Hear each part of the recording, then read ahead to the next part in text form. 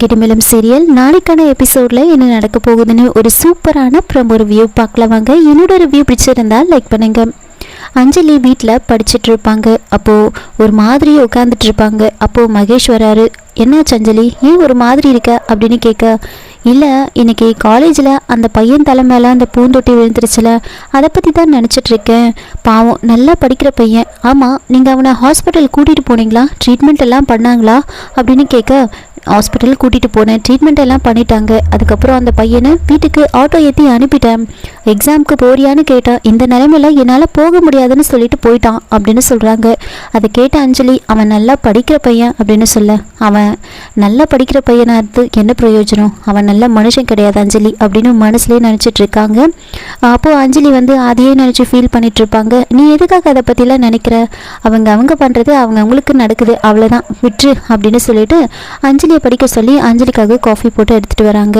அப்போது கவின் அவங்களோட வாய்ஸ் மெசேஜை பார்த்துருக்கிறத பார்த்துட்டு, என்ன இவன் என்னோட மெசேஜை பார்த்துருக்கா, ஆனால் எனக்கு எந்த ரிப்ளையுமே பண்ணலையே அப்படின்னு யோசிச்சுக்கிட்டு உட்காந்துட்டு இருப்பாங்க. அப்போது மகேஷ் அதை பார்த்துடுறாரு. இவ என்ன எதுக்காக ஃபோனு எப்போ பாரு வச்சுக்கிட்டு பார்த்துட்ருக்கா, அப்படி என்ன தான் இருக்குது அதில் அப்படின்னு யோசிச்சுக்கிட்டு, என்ன அஞ்சலி நீ எப்போ பாரு ஃபோனை பார்த்துட்ருக்க, அந்த ஃபோனை வை, இதெல்லாம் உனக்கு நல்லதில்லை அப்படின்னு சொல்லி அந்த ஃபோனை வாங்கி ஓரமாக வச்சிடுறாங்க. இன்னொரு பக்கம் என்ன நடக்குதுன்னா, துளசிக்கு வெற்றி நாடகம் போடுறாரு. அவர் கைக்கு காலுக்கு எந்த அடியும் படலை அப்படின்ற விஷயம் தெரிய வருது. நடு ரோட்டில் ஒரு பாட்டு போட்டுட்டு வெற்றி டான்ஸ் ஆடிட்டு இருக்கிறத துளசி பார்த்ததுமே ரொம்ப டென்ஷன் ஆகிட்டு வெற்றியை பயங்கரமாக திட்டிட்டு அங்கேருந்து போயிடுறாங்க. அதுக்கப்புறமா துளசி ஆஃபீஸ்க்கு போகிறாங்க. அங்கே துளசி ஒர்க் பண்ணிகிட்ருக்க அதே ஆஃபீஸ்க்கு வெற்றியும் போகிறாரு, வேறு ஒரு வேலை விஷயமா. அப்போ அப்படியே துளசியை சைட் அடிச்சுக்கிட்டு உட்காந்துட்ருக்க துளசி அவங்களோட எம்டி கூப்பிடுறாங்க. அதனால் அவங்களோட கேபினில் போயிட்டு ஃபைல் எல்லாம் துளசி பார்த்துட்ருக்காங்க. அப்போது அவங்களோட எம்டி என்ன பண்ணுறாங்கன்னா, அப்படியே துளசி கிட்ட கையை கொண்டு போய் துளசியோட கை மேலே வைக்கிறாங்க. வச்சதுமே டக்குன்னு துளசி கையை எடுத்துருவாங்க. அதுக்கப்புறமா அப்படியே அந்த எம்டி எந்திரிச்சு அப்படியே பின்பக்கமாக வராங்க. துளசியோட ஷோல்டர் மேலே கையை வைக்கிறாங்க. உடனே துளசி, சார் என்ன சார் பண்ணுறீங்க அப்படின்னு கோவப்பட, இங்கே பாரு துளசி, கொஞ்சம் கோஆப்ரேட் பண்ணு, நான் என்ன பண்ணுறேன்னு உனக்கு தெரியலையா அப்படின்னு சொன்னதுமே, சார் அப்படின்னு சொல்லிட்டு ரொம்ப கோவப்பட்டு துளசி அங்கேருந்து எந்திரிச்சு ஹேண்ட்பேக்கை எடுத்துடுறாங்க அங்கேருந்து போகிறதுக்காக. இதை வெற்றி பார்க்குறாரு. பார்த்துட்டு துளசி அழற மாதிரி இருக்கிறத பார்த்துட்டு, என்ன மேடம் ஏன் அழறீங்க அப்படின்னு கேட்க, ப்ளீஸ் என் பின்னாடி வராதிங்க, நான் தனியாக இருக்கணும்னு நினைக்கிறேன் அப்படின்னு அழுதுகிட்டே அங்கேருந்து போயிடுறாங்க.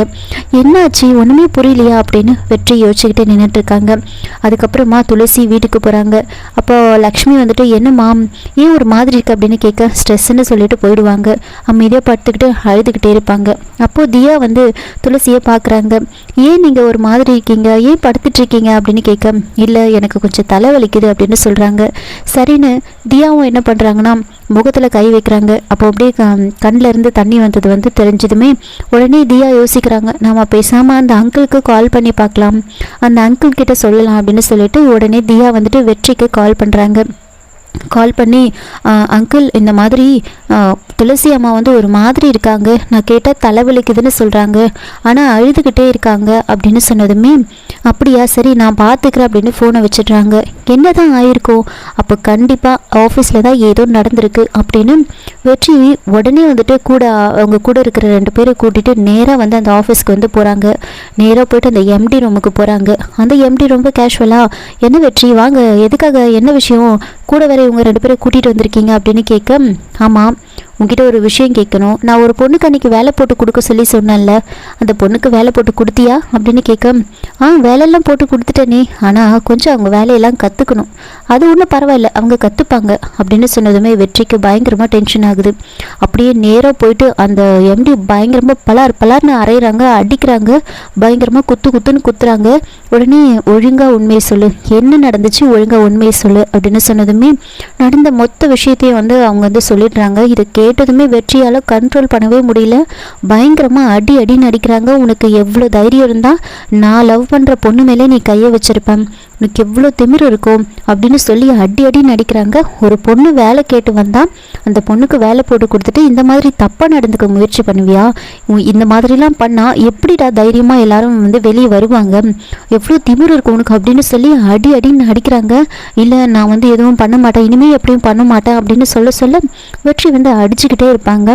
இங்கே பாரு, நாளைக்கு அவங்க வருவாங்க. நாளைக்கு அவங்க வந்தால் அவங்க காலில் விழுந்து நீ மன்னிப்பு கேட்கணும். இன்னொரு முறை அவங்க பக்கம் உன் கண்ணே போகக்கூடாது, போச்சு உன் கண்ணை நோண்டிடுவேன் தெரிஞ்சுக்கோ அப்படின்னு வெற்றி அந்த எம்டியை மிரட்டிட்டு அங்கேருந்து போகிறாங்க. இதோட இந்த ப்ரோமோ முடிச்சிருக்காங்க. என்னோட ரிவ்யூ பிடிச்சிருந்தா லைக் பண்ணுங்கள், மறக்காமல் சப்ஸ்கிரைப் பண்ணுங்கள். தேங்க்யூ.